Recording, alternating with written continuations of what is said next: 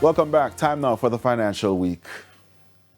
Tourism Minister Edmund Bartlett is bullish about Jamaica's ability to deliver quality vacations to tourists despite the impact of Melissa to attractions. Jamaica's tourism hotspots in Negril, Montego Bay, Ocho Rios and St. Elizabeth suffered the bulk of the battering, leaving some attractions and hotels still closed, while others are in a race against time to get ready for the start of the winter tourist season, December 15. But speaking with our news team during a tour of some facilities in St. Ann, Minister Bartlett said Jamaica's tourism product is varied and other parishes are ready to fill the gap for the traditional tourism spots. Know that we're ready for business. We're also making the world know that we're a multi-destination destination and that Ocho Rios is a destination on its own. So is Port Antonio, so is Kingston, so is Negril, so is Montego Bay, and now Falmouth is becoming a destination too of its own. So on the 15th, when we roll out significantly, we will be saying to the world, you can come and have your experiences in the varied destinations that are in Destination Jamaica. Tourism workers are also being assured that their well-being is a priority. Minister Bartlett says this is why the government and other partners have committed substantial sums of cash to help the workers recover from the impact of the hurricane. The government of Jamaica is putting $600 million along with the private sector to create a fund of over $1 billion for the tourism workers, housing, and other rehabilitational efforts. But that figure, I notice now, is small in relation to what the industry is actually doing. Because here, for example, sandals is well over $500 million already. And we spoke with Rio. Rio is well over $2 million already. And Moon Palace and the others. So we're seeing that the industry is truly, truly responding to the rehabilitation of the workers.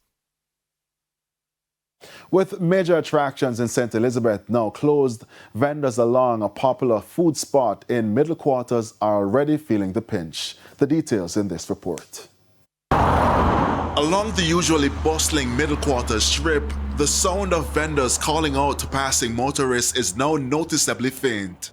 Hurricane Melissa didn't just damage roads and homes, it devastated the backbone of St. Elizabeth's tourism traffic, and already these shrimp vendors are feeling the pinch. Very slow, very slow. It was going on for the first 3 weeks ago, but now it's very slow. Because you know everybody have to try and build back the house and whatever. The devastation in the parish has forced the biggest attractions offline. To name a few, Appleton Rum Tours, Wise Falls, as well as the Black River Safari.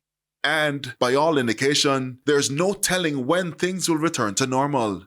Despite the dip in sales, they remain grounded. Our supplier have the generator, so if we get some and we sell, we go back and get some more because they have the generator. And right now it costs us more because we have to pay them extra.